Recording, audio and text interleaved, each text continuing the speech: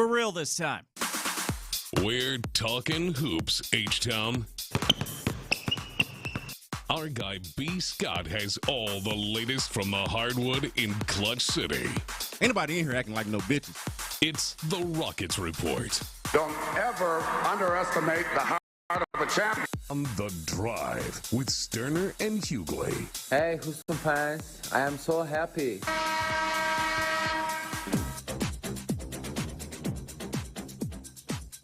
All right, for real this time, Brandon Scott in the building. As we've moved over to our Rockets Report every single Wednesday, 4:40. Brandon Scott joins us to give his Rockets Report. He's out there covering the Rockets, goes to the games a lot, also covers them on the B Block podcast that you can find anywhere you get your podcast. I want to get your thoughts on this. They are a three seed right now in the West. They won last night. They'll play the Clippers again tonight in a back-to-back here at home. Does this team feel like one of the three best teams in the West and a legit title contender as they sit in the Western Conference third? Does it feel like one? No, it does not.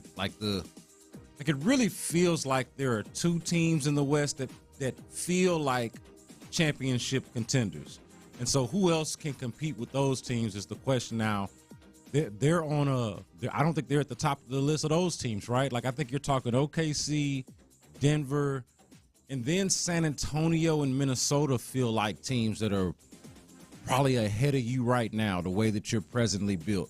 And then it's probably the Rockets. So they feel like more so the fifth best team in the Western Conference, if we're being honest. But they're among those teams. I was thinking about this earlier, talking about this on the podcast, actually. There's OKC, and then there's a bloodbath of Western Conference teams that can beat each other. Now, Denver's the best of those teams, but you got other teams that I think Minnesota could beat Denver in a series. I think the Rockets, if they figured things out, could make things interesting against Denver in a series. I wouldn't pick them.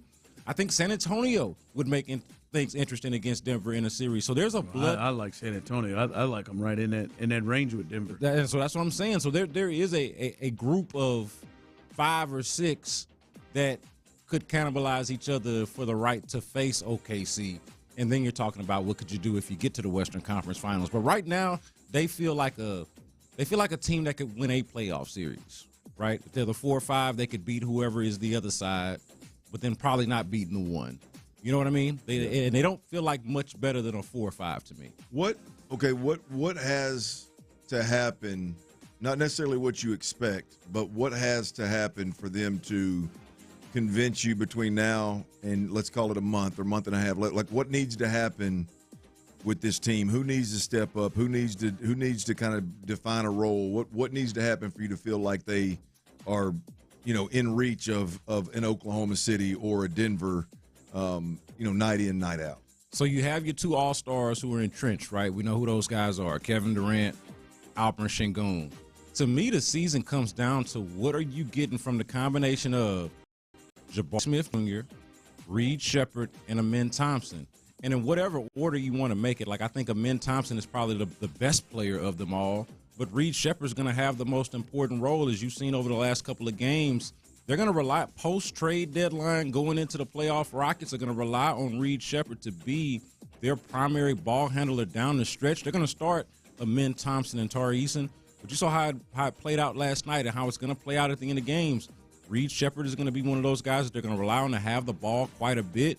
And then you're going to have KD, Jabari Smith Jr., kind of as your guys who are your best offensive lineup. That's your best offensive lineup by a mile. So that's what it's going to look like. So the season, to your question, Clint, is going to come down to what does it look like from those players. Y'all were having a conversation earlier about does Kevin Durant need to be that leader, the guy that just like a tone setter. It seems like they're lacking that. And look, I think that they are lacking that, but it's not an issue of Kevin Durant. It's more so of the others around him. Like Kevin Durant, I think sets the tone. I think he brings that energy. I give him credit for that. But it's not the same as Dylan Brooks.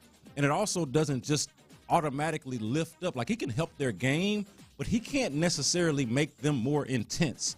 or change their attitude. That's not his style, yeah. No, I don't think that that's his style. Nor do I think that should necessarily even be his requirement. Like I think that like who made Dylan Brooks that guy, right? Like that's something that is within you, and you got to kind of dig deep and find that within yourself. So to me, it's not on Kevin Durant to make Alperen Sengun more intense or more focused. No, it's on Alperen Sengun. I did like how he got in his ass though about that. Yeah, and so he does that. So beyond that, what is Alperen Sengun going to do when it comes to focus and intensity? What are the other guys?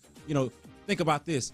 You got Reed Shepherd out there playing 25 to 30 minutes a night or more versus when you had Dylan Brooks out there. And that's not a knock on Reed, but here's a guy who didn't play last year who plays a lot now, and now Dylan Brooks who played a lot last year not on the team. Yeah. And think about the difference in intensity there. So it's just a different team stylistically and personality-wise. I'm going to go back to the Reed Shepherd, Amen Thompson, Barry Smith deal. It's huge. But B. Scott, and this is a question from a fan, that just casual watcher. If Reed Shepherd is such a big piece of this thing, and if he's going to be down the stretch, as you mentioned, when the game's on the line, he's going to be in there and you'll be your predominant ball handler. Why would that not be? Why wouldn't you commit to that and that be your starting lineup? Like, what's the point of going with these other guys out of the chute if that's going to be what you're going to depend on at the end of the game? You preach to the choir. Oh, okay. No, I didn't know if there was a reason. I've been an advocate of what you're implying since the very beginning. So I just want to be on record on that. If you're asking me and what I would do, I would start Reed Shepherd. Right. So, but I think what they're doing. Who would you sit down? I would sit down. I would bring Tari Eason off the bench. I don't have a problem with that at all. Or whatever they've been doing with those. Exactly. All of the other iterations of a starting lineup, whether it was double big, and I understood why they committed to that in the early going, or whether it was double big, Josh Okogie, Tari Eason. Had mine on DFS before I realized how injured Dorian Finney-Smith was. I thought he could even be a fifth starter. But for a while now, I've been pretty consistent on Reed Shepherd should be the starter. But what I think that they're doing is, since what they want to establish with that first unit anyway is Kevin Durant and Alperen Sengun, they want to come out with their best defensive lineup. Tari Eason still helps them stretch the floor as one of the better three-point shooters in the league. And the offense is really Sengun, Kevin Durant, Sengun to start the game. And then the second unit can be led by Reed Shepherd. And then, of course, the closing unit can have Reed Shepherd as the primary ball handler. So I think that's the logic of it. Brandon Scott here with this Rockets report. Brandon, what was your reaction when the trade deadline came and went by and the Rockets didn't really make any moves? Yeah, I wasn't surprised just based off of what we were hearing leading up to it, based off of the limitations that they had with their roster. Like, for the Rockets to have made a move, the cost benefit that they would have had to do there, the cost would have been much greater than the benefit, right? Unless you were talking about blowing the team up, which was an option, but I don't think they were ever going to do that, right? But like a meaningful trade would have meant getting rid of a starter, whether that be Fred VanVleet, whether that been one of these young stars that we're talking about. Kevin Durant's the only guy that they would not trade, right? But Alperen Sengun, Amen Thompson, Tari Eason, a starter for them, whether you like it or not. Fred VanVleet, these are the type of pieces that they would have had to give up to get something significant. And then their other tradable contracts did not to be that tradable. Like, who wants Dorian Finney-Smith at his contract? Who wants who's barely playing Clint Capella at his contract? Who, by the way, now you need because Steven Adams is hurt. That was the thing. I thought they might add some depth there. But those were their pieces to trade. Like, they're realistic pieces to trade. To do something along the margins, the realistic salaries that they had to deal would have been punting on DFS early or trading Clint Capella. Turns out, don't nobody want DFS at that contract, and Clint Capella, you actually need him now. What is the recipe for a championship? I mean, it like you said, the trade deadline's gone. You're sitting a tier below the top two teams, maybe even more in the West. And it's similar to what I asked you a while ago in a sense of like, I mean, is this a Reed Shepherd has to take a humongous step? Is this a Amen Thompson has to be more consistent and better? Is this a like what give me one thing that you say if this right here happens, they've got a much better shot versus the powers in the West. To make it plain, Clint, it is a massive step up from those guys that I talked about earlier. Like the combination of because think about it. I mentioned the stars. We know who the stars are. But the guys who are going to play the most minutes, okay? no Fred VanVleet, no Dylan Brooks, okay? The guys that are going to play the most minutes are Jabari Smith Jr., Amin Thompson, Reed Shepherd. These are young guys. Jabari Smith Jr. is a guy who we talked about being underutilized. My favorite in the whole bunch. Yeah, and he's been up and down, right? He had a really poor January and has played really well over the last 8 games. We're going to talk about that intensity, guys who don't need that. Jabari Smith Jr. is one of those guys that brings that night in and night out, even when he's not playing well. Yeah. So they're going to need him to play more like he's played over the last 8 games as opposed to how he played in January. They're going to need what they've seen from Reed Shepherd over the last 2 games as opposed to what they had seen from him from the previous 7 or 8 games or so. When you say that, B. Scott, what is that? What is that? Reed Shepherd with the last couple of games versus what you saw before? The command. So I asked Kevin Durant, Reed Shepherd, all of them about this last night. What are you seeing more from Amin Thompson and Reed Shepherd specifically as facilitators and playmakers? It's the patience. It's the ability to be able to get them in and out of sets, like the Amin Thompson paint. The Amin Thompson paint touch is not turning into turnovers, but instead it turns into them moving the ball around the perimeter, and it puts the defense on, at an imbalance, that sort of thing. Reed Shepherd in the pick and roll with Alperen Sengun, and that chemistry starting to form, and their 2-man game actually becoming deadly. These are the things that haven't necessarily been incorporated in their game that we're seeing more hints of over the last couple of games, and that they got to build on going into the playoffs.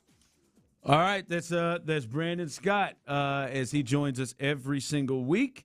Every Wednesday, 4:40 Rockets Report. You'll be out there tonight? I'll be out there tonight, man. Competitive basketball, man. That is what I'm looking forward to. Last week we had stinkers. Y'all saw what they did against the Celtics and the Hornets. So these last couple of games have been like, kind of right and the wrong a little bit. Ain't your daddy's Hornets no more now. The Hornets, they're fun. They're fun. They're a little something. Fun. Brandon Miller's figured it out. Yeah, Con Nipple. Yeah.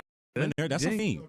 They'll fight. Your mic's off. Yeah, they'll y'all fight. Talking about Knipples and Hornets, man, and daddies. I don't know what y'all talking about. Man. They got a nice little thing. Yeah. They got a nice little thing going. But they should take care of the Clippers, who just about let it go. Yeah. I can't believe it did. Did Kawhi play? He's not playing both. They did a good job. I got to give them credit. I know Kawhi's all they got, but they did a good job of defending Kawhi. The defense, that's something that's been up and down, but when it's good, and they did a good job of defending him, we'll see what that looks like.